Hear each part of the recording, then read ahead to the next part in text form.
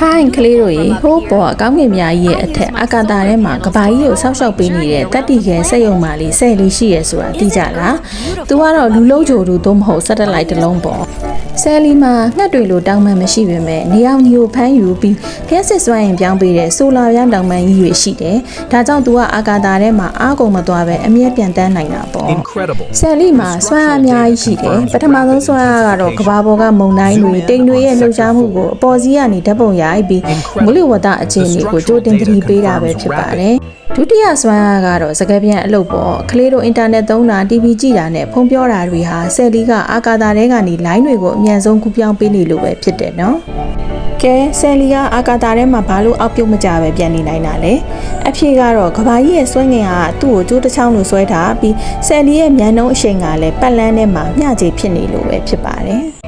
တဘာဝအတိုင်းရှိနေတဲ့ဂျိုရုကတော့ဖူးလာမင်းကြီးပေါ့ဆယ်လီတို့လိုလူလုံးဂျိုရုတွေကတော့ကဘာကြီးကိုနေညမပြတ်ကူညီပေးနေကြတာပါနောက်တစ်ခါကောင်းကင်ကြီးကိုမော့ကြည့်ရင်ဆယ်လီကိုနှုတ်ဆက်ဖို့မမေ့နဲ့အောင်နော်တတ်တာ